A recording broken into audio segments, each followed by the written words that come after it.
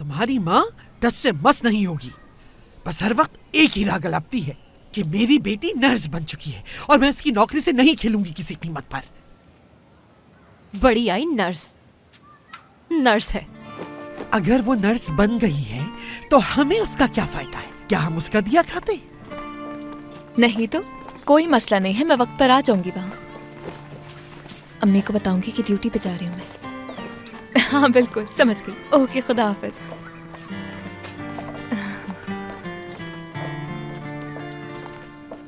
नौरीन का फोन आया था। हाँ?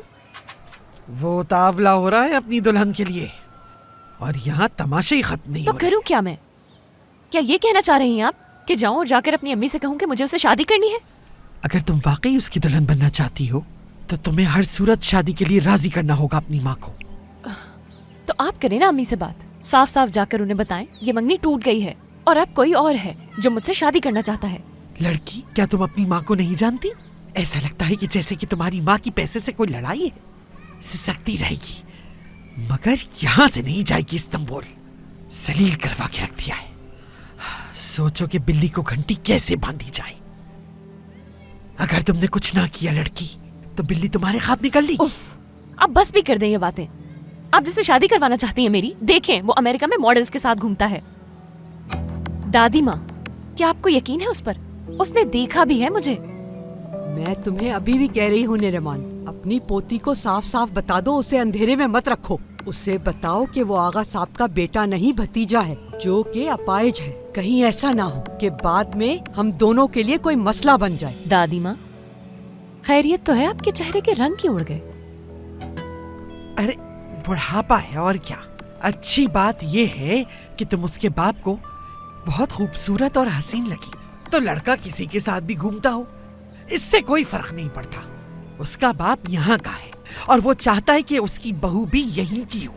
और शहर में तुम्हारी जैसी हसीन लड़कियां कहाँ? हाँ? ये रंगत, ये रूप और ये जवानी, तुझे क्या मालूम कि तू क्या है? ओह, तो उसके फादर चाहते हैं कि उसकी शादी मुझ जैसी हसीन लड़की से हो, यही कह रही है ना? चलो अंदर जाओ, बहुत हो गई बातें।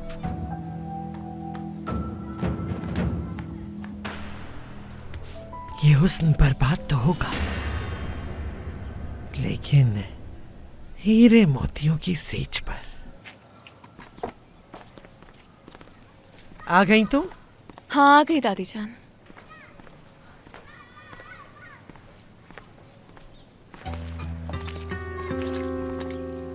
क्या हुआ यहाँ? किसने किया ये?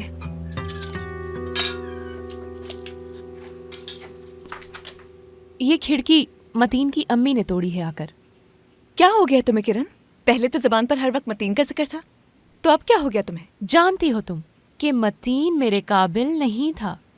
चलो जान छूट गई। उफ, हद है। किरण, तुम अपनी बहन की मदद क्यों नहीं करती? कब से वो अकेली लगी हुई है, देख नहीं रहे हो? हाँ रुको बेटा, झाड़ू से आसानी से उठ जाएगा। अगर जिहान इस बारे में पूछे तो कुछ मत बताना, बस कह देना कि तुम्हें कुछ नहीं मालूम। मैं उसको बाद में अपने हिसाब से बता दूंगी कि क्या बताना है। सुन लिया किरण? वो अम्मी, आज ड्यूटी से घर में इसीलिए जल्दी आ गई कि दोबारा जाना होगा मुझे। ओ मेरे खुदा, क्या तुम एक ही नर्स हो पूरे अस्पताल में बेटा कि हर रात तुम्हें ही बुला लेते हैं? अम्मी मैं क्या कर सकती हूँ? ठीक, अच्छा ऐसा करो, जिहान को कॉल करो, वो साथ चला जाएगा तुम्हारे। लेकिन अब मैं कोई 8 साल की बच्ची नहीं रही, वहाँ कोई किसी का दरवाजे पे इंतजार नहीं करता। तुम मेरी बेटी हो, हर कोई नहीं। शर्मिंदा होती हूँ मैं, हर कोई हंसता है मुझ पे वहाँ। इसमें हंसने की क्या बात है? क्या तुम्हारे साथ नहीं जा सकता कोई?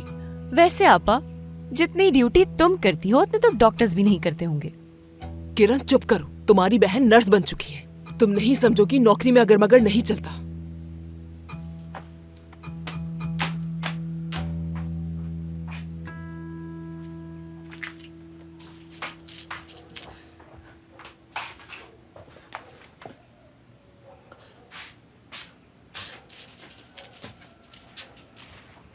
अफसोस, रहम आ रहा है मुझे तुम पर। क्या मतलब है तुम्हारा?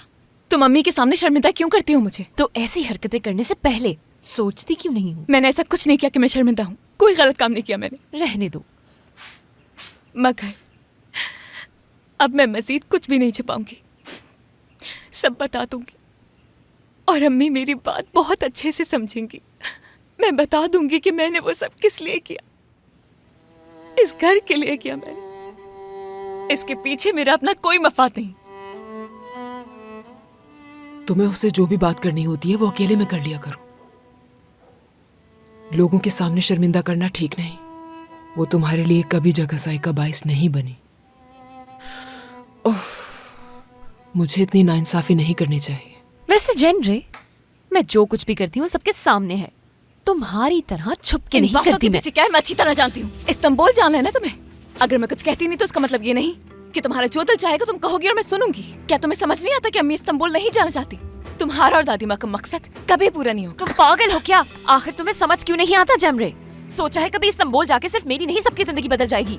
और हाँ जेमरे, एक आलीशान से घर में रहेंगे इसका मतलब जानती हो? वो घर नहीं मुझे भी तो महल है। बताओ कि कौन किसके घर में रहेगा। इससे ऐसे बात मत किया करो। अम्मी और मैं ये बात मैं तुमसे दोबारा नहीं कहूंगी। ठीक है, समझ गई। क्या तुम्हारी माँ ने किसी भी सूरत हाल में तुम्हें अकेला छोड़ा है? क्या तुम्हारे लिए कभी आवाज नहीं उठाई? और ना ही शर्मिंदगी का बाइस बनी तुम्हारे लिए। मुंह ठीक करो, तुम हर बात को दिल से नहीं लगाते। तुम्हारा भाई तुम्हारे साथ नहीं जाएगा। तुम अकेले खुद से जा सकती हो और जिहान वापसी पर लेने आ जाएगा तुम्हें। शुक्रिया अम्मी।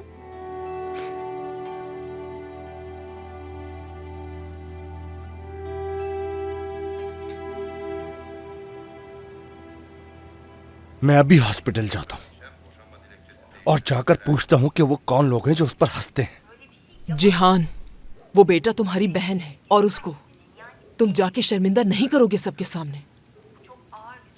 तुम घर के बड़े हो। तुम जाओगे और उसका काम खत्म होने पर उसको वापस लेकर आओगे, ठीक है? हाँ,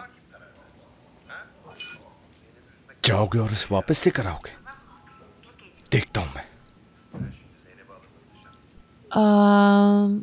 अच्छा, मैं तुम्हें अपनी तस्वीर भेजती हूँ, लेकिन उसके बाद तुम्हें भी मेरा काम करना होगा। कोई बहाना नहीं। ये हुई ना बात?